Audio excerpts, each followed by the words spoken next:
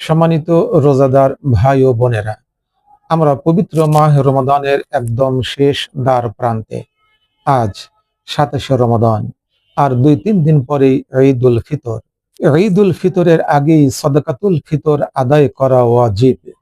4 মাযহাবের 4 ইমামদের মধ্যে কিছুটা মতবিরোধ রয়েছে, কিন্তু জেনারেল শিক্ষিত সাধারণ মানুষ তারা এত মতবিরোধ বোঝেন না এবং সিদ্ধান্ত নিতে পারেন না এখন আমার জন্য কি করণীয়। সুতরাং আমি তাদের জন্য রাসূলুল্লাহ সাল্লাল্লাহু আলাইহি সাল্লামের একটি সহিহ হাদিস বুখারী শরীফ থেকে উল্লেখ করছি। ফরদ রাসূলুল্লাহ সাল্লাল্লাহু আলাইহি ওয়াসাল্লাম যাকাতাল ফিতরি আলাল আবদি ওয়াল হুররি ওয়াজ যাকারি ওয়াল উনসা ওয়াস সাগীরি ওয়াল কাবীরি মিনাল মুসলিমিন। রাসূলুল্লাহ সাল্লাল্লাহু আলাইহি ওয়াসাল্লাম বলেছেন যে যাকাতুল ফিতর প্রত্যেক স্বাধীন গোলাম, পুরুষ নারী ছোট বড় সকলের উপরে আদায় করা ওয়াজিব। বাংলাদেশে সাদাকাতুল ফিতর নির্ধারণ করা হয়েছে সর্বোচ্চ 2805 টাকা এবং সর্বনিম্ন 110 টাকা।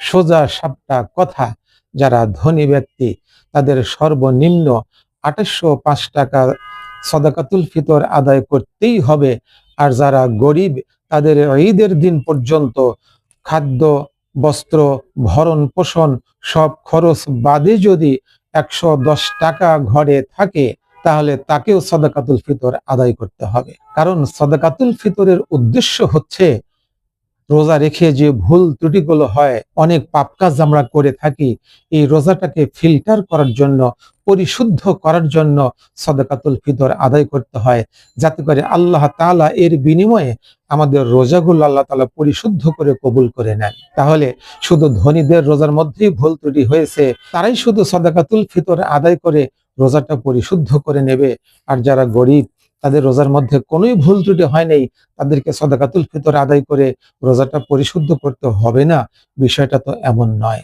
সুতরাং ঈদ উল ফিতরের আগে সাদাকাতুল ফিতর আদায় করুন। যদি ঈদ উল ফিতরের পরে সাদাকাতুল ফিতর আদায় করতে যান তাহলে সাধারণ দান হয়ে যাবে, আপনার ওয়াজিব আদায় হবে না। গাঁও গ্রামে মা বোনেরা অনেকেই ফিতরার টাকা রেখে দেন, ঈদের পরে অমুকে আসবে তমুকে আসবে এই জন্য টাকা রেখে দেন, কিন্তু এই টাকাটা সাধারণ দান হবে, সাদাকাতুল ফিতর আদায় হবে না। আল্লাহ তাআলা আমাদের সবাইকে বোঝার এবং আমল করার তৌফিক দান করুন।